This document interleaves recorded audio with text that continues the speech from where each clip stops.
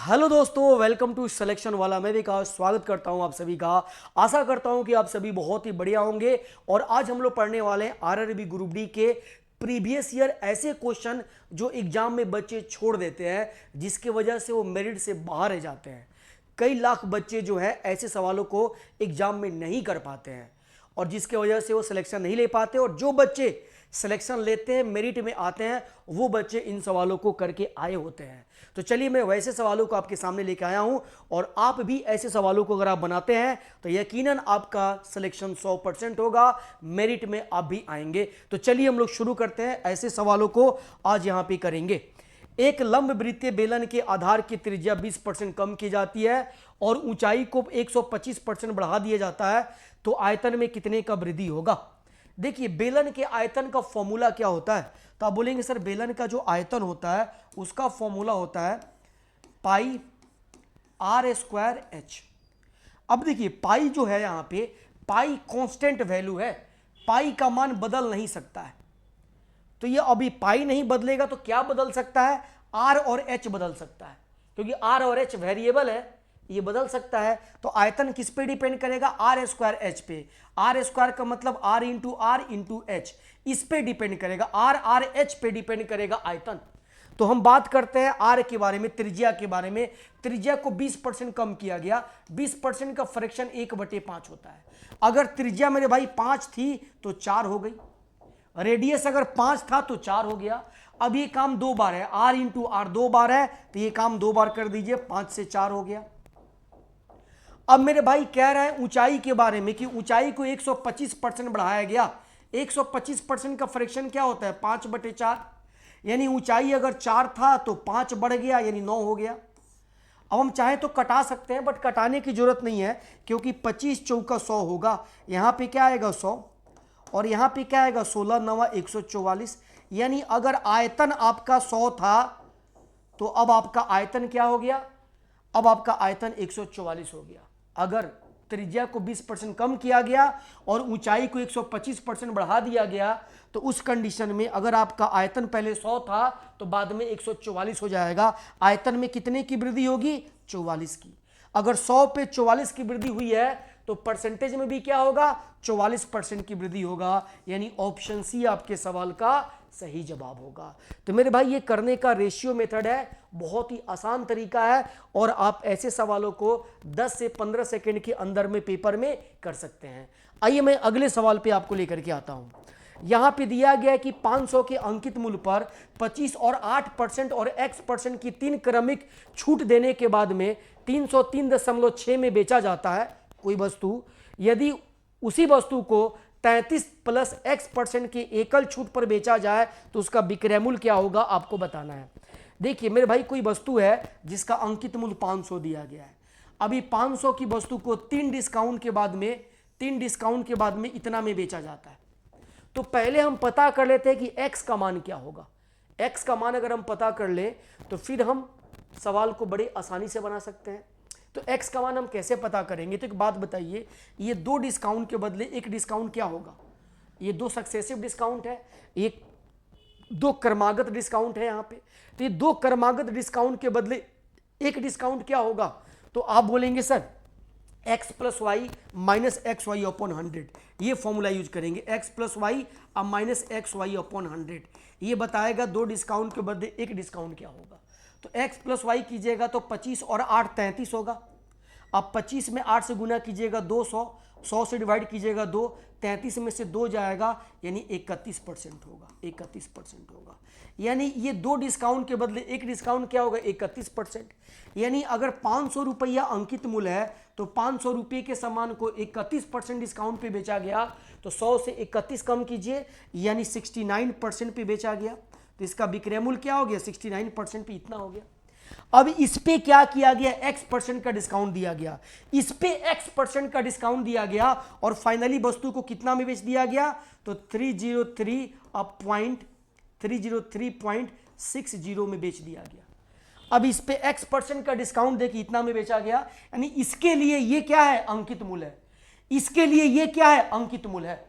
तो आप बोलेंगे सर यहां से हम पहले रेशियो निकाल लेते हैं, तो यहां से हमें x का मान पता चल जाएगा। तो आप बोलेंगे सर यहां से रेशियो पहले निकाल लीजिए, इसको हटाइएगा तो नीचे में क्या आएगा 100 आएगा। आप बोलेंगे सर 100 आएगा, ये 100 से 2 जीरो से 2 जीरो कट जाएगा, यहाँ पे 1 जीरो से मेरे भाई 1 जीरो कट जाएगा। अब यहाँ पे आप कैंसिल कीजिएगा, 2 से तो ये 5 बार में जाएगा। अब मेरे भाई इसे 2 से कैंसिल कीजिएगा तो 15 हो जाएगा, 2 एक कम 2, 2 अठे 16 हो जाएगा। 3 से कीजिएगा 3 दूनी 6 हो जाएगा, 3 तरीका 9। 3 से कीजिएगा 3 पचे 15 और 3 छक 18।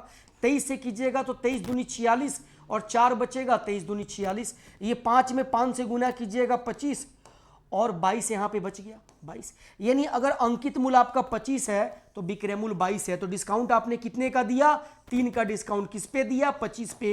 और परसेंटेज में बदलने के लिए 100 से गुना कर दीजिए, यही x का मान होगा, यही क्या होगा x का मान होगा। तो आप बोलेंगे 25 से 4 बार में कटेगा, 4 3 12, x बराबर क्या आ गया 12% आ गया। तो ये जो डिस्काउंट है x, ये हमने कितना निकाल दिया 12% निकाल दिया। अब कह रहा है क्वेश्चन में कि इसी वस्तु को, ये जो 500 जिसका अंकित मूल्य है, 500 रुपया जिसका अंकित मूल्य है, इसी वस्तु को अगर इतने के छूट पर बेचा जा रहा है, डिस्काउंट पे बेचा जा रहा है, तो विक्रय मूल्य क्या होगा। तो आप बोलेंगे सर अब इतने परसेंट का डिस्काउंट का मतलब क्या है कि इसमें 12 जोड़ देंगे तो 33 और 12 45 होगा, यानी 45%। इसका मतलब हो जाएगा 45% का डिस्काउंट। तो 45% का डिस्काउंट है तो विक्रय मूल्य 55% होगा। तो इसका 55% निकाल दीजिए, इसका 55% हमने निकाल दिया, ये और ये कट गया, 50 25 50 25 और 2 27, यानी 275 रुपया में वस्तु को बेचना होगा। 275 में फाइनली वस्तु को बेची गई है। तो मेरे दोस्त ये सब सवाल बड़े इंपॉर्टेंट है। जनरली बच्चे ऐसे सवालों को छोड़ देते हैं, और जो बच्चे छोड़ते हैं ऐसे सवालों को, वो मेरिट से भी बाहर हो जाते हैं। अगर मेरिट में आना है, अगर सिलेक्शन लिस्ट में आपको अपना नाम देखना है, तो ऐसे सवालों को प्रैक्टिस करके जाना होगा, ऐसे सवालों को पेपर में करके आना होगा, तभी आप जो है बाकी बच्चों से आगे होंगे और अपना एक सीट पक्का कर पाएंगे। वैसे सवालों को मैंने उठाया है जो सवाल आप एग्जाम में छोड़ देते हैं और जिसकी वजह से आप मेरिट से बाहर हो जाते हैं। आइए मेरे दोस्त अगले प्रश्न पे आते हैं, इसका जवाब दीजिए। ये ट्रिग्नोमेट्री का सवाल है, इसे सॉल्व करेंगे तो क्या आएगा। अब बोलेंगे सर एक काम करते हैं, यहाँ पे साइन 70 डिग्री और यहाँ पे भी साइन 70 है, तो दोनों में से साइन 70 को कॉमन ले लेते हैं। कॉमन लेंगे तो यहाँ पे क्या बचेगा 1 माइनस में यहाँ पे 2 साइन स्क्वायर 70 डिग्री बचेगा अपॉन में। सेम काम यहाँ पे करते हैं, cos 70 दोनों जगह से कॉमन ले लेते हैं, तो यहाँ पे क्या बचेगा 2 cos स्क्वायर 70 डिग्री और माइनस में क्या बचेगा 1 बचेगा। एक बात बताइए, ये 2 साइन स्क्वायर 70 है, इसका मतलब है कि हम 2 बार लिख सकते हैं साइन स्क्वायर 70 डिग्री और प्लस में साइन स्क्वायर 70 डिग्री 2 बार लिख सकते हैं। इसका मतलब क्या हम 2 बार लिख सकते हैं, यानी 2 साइन स्क्वायर 70 को हम ऐसे लिख सकते हैं। यानी ये चीज को अगर हम हटा दें यहाँ से, इसको हम हटा दें तो यहाँ पे हम क्या लिख सकते हैं, तो आप बोलेंगे सर साइन स्क्वायर 70 डिग्री और देखिए माइनस पहले से है, चलिए मैं एक बार रहने देता हूं ताकि आपको समझ में आएगा। यहां पे हमने क्या करा मेरे भाई, यहां पे आपका जो दिया गया है, चलिए यहां पे समझिएगा, यहां पे अभी ऐसे ही रहने दीजिए, ये आप समझ गए। तो यहां पे देखिएगा ऐसे करते हैं, इसको अगर हम करेंगे साइन बटे कॉस क्या हो जाएगा tan 70 डिग्री। अगर आपको फॉर्मूला पता है तो आपको पता है कि दोनों वैल्यू बराबर होती है, आप यहीं पे कट कर सकते हैं और जवाब क्या आएगा tan 70 आएगा। बट मैं इसे और सॉल्व कर देता हूं ये ताकि आपको और क्लियर हो जाएगा। हम इसे लिख सकते हैं कि सर 1 माइनस, अभी मैंने आपको बोला कि 2 पार्ट में तोड़ेंगे, तो 2 पार्ट में तोड़ेंगे तो माइनस पहले से है, तो ये हो जाएगा साइन स्क्वायर 70 डिग्री और माइनस में साइन स्क्वायर 70 डिग्री। अपॉन में नीचे वाले को ऐसे ही कीजिए, इसको 2 पार्ट में तोड़िए तो cos स्क्वायर 70 डिग्री आप प्लस में cos स्क्वायर 70 डिग्री होगा -1। अब आप बोलेंगे सर एक काम करते हैं, हमें पता है कि ये मिलके क्या होगा, ये मिलके क्या होगा 1 minus sine square theta cos square theta होता है, तो आप बोलेंगे सर cos स्क्वायर 70 डिग्री होगा। अभी हट जाएगा इसकी जगह पे cos स्क्वायर 70। अब आप बोलेंगे सर यहाँ पे अगर हम देखें ये वाला अगर इसमें से माइनस कॉमन ले ले तो 1 माइनस साइन स्क्वायर 70 यानी ये क्या हो जाएगा -1 माइनस कॉस स्क्वायर 70 यानी ये हो जाएगा माइनस का साइन स्क्वायर 70 डिग्री। यानी यहां पे क्या आएगा cos square 70 minus sine square 70, cos square 70 minus sine square 70, ये दोनों सेम टर्म है यानी दोनों क्या होगा कट जाएगा। तो केवल आपके पास क्या बचेगा tan 70 बचेगा, यानी ऑप्शन ए आपका जवाब होगा। ये बात आपको समझ में आ रही है? इसके जगह पे अब आपको इसको देखना है और इसके जगह पे आपको इसको देखना है। तो आप बोलेंगे सर ऊपर में जो टर्म है सेम टर्म नीचे में मिल रहा है, cos square 70 minus sine square 70 और sine cos square 70 minus sine square 70, तो ये दोनों कट जाएगा और जवाब केवल क्या आएगा, tan 70 आएगा, यानी ऑप्शन ए आएगा। तो इस तरीके से आप इसका जवाब दे सकते हैं, बहुत ही आराम से आप इसे पेपर में बना सकते हैं, लेकिन थोड़ा सा कॉन्सेप्ट आपका क्लियर होना चाहिए। चलिए मेरे दोस्त अगले प्रश्न पे हम लोग आते हैं, इसका जवाब क्या होगा ये बताइए। यहां पे एक चतुर्भुज दिया गया ABCD, जिसमें भुजाएं आपको दी गई है और चतुर्भुज का क्षेत्रफल पूछा जा रहा है। चतुर्भुज का क्षेत्रफल पूछा जा रहा है, क्षेत्रफल क्या होगा। तो यहां पे मैं आपको बता दूं कि पहले एक चतुर्भुज आप बनाइए, पहले एक चतुर्भुज बनाइए, इसका नाम दे दीजिए ABC और D। AB बराबर दिया गया 17 सेंटीमीटर, BC बराबर दिया 8, CD बराबर दिया है 9 और AD बराबर दिया गया 12 और ये AC बराबर 15, AC बराबर 15 दिया गया है। अगर ध्यान से आप इसे देखें, केवल अगर आप ध्यान से देख लें तो आपको इसका जवाब मिल जाएगा। बच्चे इसको बना ही नहीं पाते, मैक्सिमम बच्चे ऐसे सवालों को पेपर में छोड़ देते हैं। मैं बता रहा हूं कि ध्यान से देखिए, आप इस ट्रायंगल को देखिए, इस ट्रायंगल को केवल देखिए आप, इस ट्रायंगल को आप देखेंगे तो आपको दिखाई देगा 9, 12 और 15, 9, 12 और 15, यह एक ट्रिपलेट है। 9, 12, 15 क्या है, ट्रिपलेट है। 9 के स्क्वायर प्लस में 12 के स्क्वायर बराबर होगा 15 के स्क्वायर के, तो यह एक ट्रिपलेट है। अगर ये ट्रिपलेट है तो यह एक राइट एंगल ट्रायंगल है, समकोण त्रिभुज। और समकोण त्रिभुज का क्षेत्रफल क्या होता है, 1/2 आधार इंटू ऊंचाई। तो आप बोलेंगे सर 1/2 आधार कौन होगा, तो बोलेंगे सर बड़ी भुजा है, बड़ी भुजा के सामने का कोण 90 होगा, ये 90 है तो इसको आधार मान लीजिए और इसको ऊंचाई मान लीजिए। तो आप बोलेंगे आधार और इंटू में क्या होगा, ऊंचाई। 2 से करेंगे 6 बार में 9 छक 54, यानी 54 सेंटीमीटर स्क्वायर इसका क्षेत्रफल हो गया। अब वैसे ही हम यहां पे देख रहे हैं, यहां पे देखिए 8, 15, 17, 8, 15, 17, ये भी ट्रिपलेट है, ये भी क्या है, ट्रिपलेट है। तो आप बोलेंगे सबसे बड़ी भुजा क्या है, 17 है। सबसे बड़ी भुजा क्या है, तो मेरे भाई 17 है, 17 है। 17 के सामने का जो कोण होगा वो 90 डिग्री होगा, ये 90 डिग्री होगा। तो अगर इसका एरिया निकालना है तो 1/2 आधार, अब इसके लिए आधार क्या होगा, ये हो जाएगा और ऊंचाई ये हो जाएगा। तो आधार करेंगे 8 और ऊंचाई करेंगे 15, 2 से करेंगे 4 बार में 15 चौका 60, यानी इसका क्षेत्रफल क्या आ गया, 60 सेंटीमीटर स्क्वायर। तो पूरे चतुर्भुज का क्षेत्रफल क्या होगा, दोनों को जोड़िए। अब इसमें 60 में 54 को ऐड कीजिएगा तो 114 आएगा, 114 सेंटीमीटर स्क्वायर टोटल क्षेत्रफल होगा। इस चतुर्भुज का क्षेत्रफल क्या होगा, 114 सेंटीमीटर स्क्वायर होगा। तो देखिए सवाल कितना सिंपल है, अगर बस डेटा को अगर आप ध्यान से देख लेते हैं, अगर आपको आइडिया लग जाए कि ट्रिपलेट पे सवाल है, ट्रिपलेट अगर हमें पहले से पता है तो हम ऐसे सवालों को बड़े ही आसानी से बना सकते हैं। आइए मेरे भाई अगला सवाल, इसका जवाब दीजिए। कह रहा है कि भाग विधि द्वारा दो संख्याओं का महत्तम समापवर्तक ज्ञात करने में भागफल क्रमशः 1, 5, 2 प्राप्त होता है और अंतिम भाजक 15 है, तो दो संख्याओं का लघुत्तम समापवर्तक क्या होगा आपको बताना है। देखिए ऐसे सवालों में आपको पहले से भाग विधि से हम कैसे HCF निकालते हैं ये पता होना चाहिए। भाग विधि का मतलब क्या होता है कि अगर दो संख्या है, मान लीजिए ये संख्या हो गई एक और दूसरी संख्या से आप डिवाइड कर रहे हैं, ये मान लीजिए कि आपका y हो गया और x से आप डिवाइड कर रहे हैं, तो आप ऐसे डिवाइड करते जाते हैं, लास्ट में जो आपको भाजक मिलता है यही क्या कहलाता है, HCF कहलाता है, ये HCF कहलाता है। तो जो लास्ट भाजक है वो आपका क्या दिया है, 15 दिया गया है। लास्ट भाजक 15, ये वाला 15 दिया गया है। तो पहले हम क्या करेंगे, ये नंबर निकालेंगे, इन दोनों में गुना करेंगे, तो हमारा लास्ट भाजक 15 दिया गया है और अंतिम भागफल ये 2 है, मतलब ये वाला 2 दिया गया है, ये 2 दिया गया है। ये भागफल का प्लेस है, इधर भागफल रहता है, तो ये आपका 2 दिया गया है। ये क्या दिया है मेरे भाई, 2 दिया गया है। ये क्या दिया गया, 5 दिया गया है। और ये वाला क्या दिया गया है, तो आप बोलेंगे 1 दिया गया है। तो अगर इसको निकालना है हमें, इसको निकालना है, ये वाला टर्म अगर हमें पता करना है तो हमें क्या करना होगा, इन दोनों को गुना करना होगा, इन दोनों को गुना करना होगा। तो आप बोलेंगे सर यहाँ पे हम अगर इसे भाग विधि यूज करेंगे तो यहाँ पे हम कैसे करेंगे समझिएगा। पहले हम 15 को लेंगे, लास्ट भाजक को लेंगे और लास्ट भागफल को लेंगे 2 को, तो 15 दूनी क्या आएगा, क्योंकि लास्ट जो शेष होता है वो 0 होता है, क्योंकि अब तो कट गया तो अंतिम जो शेषफल होगा वो 0 होगा। अब चाहे तो शेषफल को ऐड कर सकते हैं। जैसे फिर से समझिएगा, जैसे कोई संख्या है, जैसे कोई संख्या है, इसको आप डिवाइड कर रहे हैं तो आपको 3 भागफल मिला, यानी 3 बार आपने डिवाइड किया, 1 बार, 2 बार और 3 बार आपने डिवाइड किया। तो इधर का जो प्लेस है ये एक बार में 1 बार में गया, एक 5 बार में गया, फिर आपका 2 बार में गया। ठीक है, और ये अंतिम जो भाजक है 15 है, ये 15 है। तो अंतिम भाजक 15 का मतलब कि लास्ट शेषफल 0 होगा। तो अगर ये वाला संख्या हमें चाहिए, ये वाली संख्या चाहिए, तो हमें इन दोनों को गुना करके शेषफल को जोड़ना होगा। तो 15 दूनी 30 और ये 0, यानी क्या आ गया, 30 आ गया। ये वाली संख्या में क्या मिल गई, 30 मिल गई, 30 मिल गई।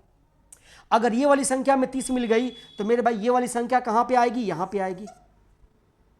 ये वाली संख्या कहां पे आएगी, तो यहां पे 30 आएगी। तो अब आप बोलेंगे सर अब हमें क्या करना होगा, इस 30 में देखिए, इस 30 में 5 से गुना करना होगा। इस 30 में किससे गुना करना होगा, तो इस 5 से गुना करना होगा, 5 से। 30 में 5 से गुना करना होगा और शेषफल को जोड़ना होगा। शेषफल क्या हो जाएगा, 15 हो जाएगा। अब नीचे में कौन है, 15 है, तो ये शेषफल 15 हो जाएगा। तो 30 25 150 में 15 ऐड करेंगे तो 165 हो जाएगा, यानी ये वाली संख्या 165 मिल गई। अब हम क्या करेंगे, ये वाली संख्या अगर हमें निकालनी है तो हमें किससे गुना करना पड़ेगा मेरे भाई, इन दोनों को गुना करना पड़ेगा और इसको जोड़ना पड़ेगा। ठीक है, तो आप बोलेंगे सर ये वाली संख्या में क्या मिल गई, यहां पे 165 मिल गया। तो अब ये 165 क्या होगा, यहां पे चला जाएगा, क्योंकि 165 से आप डिवाइड कर रहे हैं, 165 से आप डिवाइड कर रहे हैं, तो 165 यहां पे चला गया। तो 165 में 1 से हम क्या करेंगे, मल्टीप्लाई करेंगे। लास्ट जो हमारा पहला भागफल है उससे मल्टीप्लाई करेंगे। अब प्लस में क्या आएगा, तो प्लस में आप बोलेंगे सर जो शेषफल हमारा है, अब ये शेषफल क्या है, 30 है, तो 30 यहाँ पे ऐड होगा, 30 ऐड होगा। तो यहाँ पे इसको जोड़ेंगे, गुना करेंगे तो क्या होगा, 195 होगा। यानी ये वाली संख्या क्या आ गई, 195 आ गई। तो हमने दो संख्या पता कर लिया, 165 से हम डिवाइड कर रहे हैं और 195 को डिवाइड कर रहे हैं। 165 से 195 को हम डिवाइड कर रहे हैं, तो दो संख्या हमारी क्या हो गई, एक ये हो गई 165 और दूसरी क्या हो गई, 195 हो गई। ये बात आप थोड़ा बहुत रिलेट कर पा रहे हैं। यहां पे मैंने आपको डायग्राम के माध्यम से भी समझाया कि आप समझ पाएं। अगर इसको और भी क्लियर समझना चाहते हैं तो आप यहां पे देख लीजिए, 195 है, इसको 165 से डिवाइड करना है, एक बार में जाएगा 165 आएगा, नीचे में मेरे भाई 30 आएगा। फिर ये 165 को हम डिवाइड करेंगे, ये जाएगा कितनी बार में, 5 बार में, 150 आएगा। फिर यहाँ पे मेरे भाई 15 आएगा, फिर हम डिवाइड करेंगे 30 को 2 बार में और यहाँ पे 30 आएगा, यहाँ पे 0 आएगा। यही 1 5 2 यहाँ पे दिया गया है, लास्ट भाजक 15 आपको यहाँ पे दिया गया है। इसी प्रोसेस को हमने यहाँ पे आपको समझाया है। तो यहाँ पे दो संख्या क्या मिल गई, 165 और 195। इन दोनों का हमें क्या करना है, एलसीएम निकालना है। अब इन दोनों का एलसीएम आप कैसे निकालेंगे, तो इन दोनों को कट करने वाला नंबर क्या है, 15 है, तो 15 को बाहर निकाल लीजिए, आसान तरीका। 15 से कितनी बार में, 11 बार में जाएगा। 15 से कितनी बार में, 13 बार में जाएगा। तो अब आप क्या कीजिए, 15 को लिखिए यहाँ पे और इंटू 11 और 13 में मल्टीप्लाई कीजिए, तो 13 एकम 13, 13 एक 14 हो जाएगा। अब इसको गुना कीजिए, 15 3 45, 15 चौका 60, 60 में 4 ऐड करेंगे 64, अब 15 और 6 21, यानी 2145 आपका एचसीएफ एलसीएम होगा। एलसीएम क्या होगा, 2145, यानी ऑप्शन डी आपका जवाब होगा। तो मेरे भाई ये जो मेथड है, मैक्सिमम बच्चे इस मेथड को नहीं कर पाते हैं पेपर में। ये भाग विधि से बच्चों को सॉल्व करने का तरीका नहीं पता होता है। जिसे पता होता है वो अपना एक क्वेश्चन बना लेता है, बनाने में बिल्कुल टाइम नहीं लगेगा। ये काम तो आपको करना ही नहीं है पेपर में, बस आपको यहाँ पे करना है, ये वाला काम करना है। अब ये प्रोसेस कब पता होगा, जब आपने पहले से किया हुआ है, तभी ये तरीका आपको पता होगा और आप इसको बना पाएंगे। तो अगर आपको समझ में आया तो इसका रिवीजन कीजिएगा, इसका प्रैक्टिस कीजिएगा। इस तरह का सवाल ग्रुप डी में 2022 में जो लेटेस्ट पेपर हुआ है उसमें पूछा गया था। आइए मेरे भाई अगले प्रश्न पे हम लोग आते हैं। ये एक सवाल आपके स्क्रीन पे है, इसका जवाब दें। एक और सवाल आपके लिए, इसका जवाब क्या होगा इसे बताइए। आप बोलेंगे सर यहाँ पे P बराबर हम लिख सकते हैं, P का मान दिया गया, Q का मान दिया गया, P डिवाइड बाई Q आपसे पूछा जा रहा है। तो अगर हम P को थोड़ा सिंप्लीफाई करें तो हम यहाँ पे एलसीएम लेंगे, तो नीचे में क्या आएगा, एक्स वाई आएगा, ये ऊपर में क्या होगा, वाई माइनस एक्स हो जाएगा। और यहाँ पे क्या है मेरे भाई, इसको तोड़ेंगे, तो इसको तोड़ेंगे तो क्या होगा, A square B square plus 2ab, यानी प्लस 2xy से xy माइनस होगा, तो यहाँ पे क्या आएगा, एक्स स्क्वायर प्लस में वाई स्क्वायर, अब प्लस में xy आएगा। इसको सॉल्व करेंगे तो फिर अब यहाँ पे प्लस प्लस दूसरा टर्म शुरू होता है। अब इसका एलसीएम लीजिएगा तो नीचे में एक्स वाई और ऊपर में क्या हो जाएगा, वाई, अब प्लस में एक्स हो जाएगा। ठीक है, अब यहाँ पे इसको सॉल्व कीजिएगा तो क्या होगा, एक्स स्क्वायर अब प्लस वाई स्क्वायर, अब माइनस का 2xy, अब प्लस के xy से सॉल्व होके क्या होगा, xy हो जाएगा। तो इसको सॉल्व करेंगे, इतना आएगा। अब देखिए आपको दिखाई दे रहा है कि फॉर्मूला पे सेट है। A cube minus B cube क्या होते हैं, A minus B, A square plus B square plus A B. A cube minus B cube पे सेट है, तो पी बराबर होगा A cube minus B cube, मतलब वाई का क्यूब, अब माइनस में क्या होगा एक्स का क्यूब, ए क्यूब अब माइनस बी क्यूब, अब बटे में क्या हो जाएगा मेरे भाई, नीचे में एक्स वाई, अब प्लस में ये क्या हो जाएगा ए क्यूब, अब प्लस बी क्यूब ये है, ए क्यूब प्लस बी क्यूब क्या होता है, ए plus B, A square plus B square, अब माइनस ए बी होता है। तो ये ए क्यूब प्लस बी क्यूब पे है, तो यहाँ पे लिखेंगे वाई क्यूब, अब प्लस में एक्स क्यूब लिखेंगे, अब बटे में एक्स वाई लिखेंगे। अब इसको सॉल्व करेंगे तो नीचे में एक्स वाई हो जाएगा, और ऊपर में क्या होगा, माइनस माइनस कट जाएगा, माइनस प्लस कट जाएगा, एक्स क्यूब और ये एक्स क्यूब कट जाएगा, यहाँ पे बचेगा 2y क्यूब। अब ये y से एक y कटेगा, y स्क्वायर बचेगा, यानी आप बोलेंगे सर 2y स्क्वायर अपॉन में x, ये क्या आ गया, p आ गया, और q का मान आपको दिया गया, q का मान दिया गया है।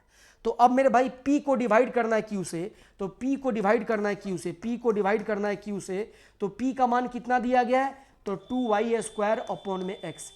अब ये डिवाइड को मल्टीप्लाई में बदलेंगे तो q का मान चेंज हो जाएगा, ये y अपॉन x है तो x ऊपर जाएगा और y नीचे आएगा, x से x कटेगा, y से y कटेगा, यानी 2y आपके सवाल का जवाब होगा, ऑप्शन डी आपके सवाल का सही जवाब होगा। तो मेरे भाई ये जो भी सवाल आपको यहाँ पे कराए गए, ये सभी वैसे सवाल हैं जिसे बच्चे एग्जाम में या तो छोड़ देते हैं या फिर नहीं कर पाते हैं, और मेरिट से बच्चे रह जाते हैं। तो ऐसे सवालों को अगर आप प्रैक्टिस करके जाएंगे तो यकीनन आपका मेरिट में आएगा नाम, एक सीट आप अपना पक्का कर पाएंगे। सेशन अच्छा लगा हो तो कमेंट करके बताइएगा। तो हर शिफ्ट का, जितने भी शिफ्ट हुए हैं 2022 में, इन सभी का मैं एक एक इंपॉर्टेंट वीडियो आपके लिए बना दूंगा, हर एक शिफ्ट का एक वीडियो बना दूंगा, जिसमें जो सवाल इंपॉर्टेंट पूछा गया वहीं केवल मैं आपको करा दूंगा। तो एक बार आप कमेंट बॉक्स में कमेंट करके जरूर बताएंगे। सेशन अच्छा लगा हो तो लाइक करेंगे, चैनल को सब्सक्राइब करेंगे और दोस्तों में शेयर करेंगे। जय हिंद दोस्तों।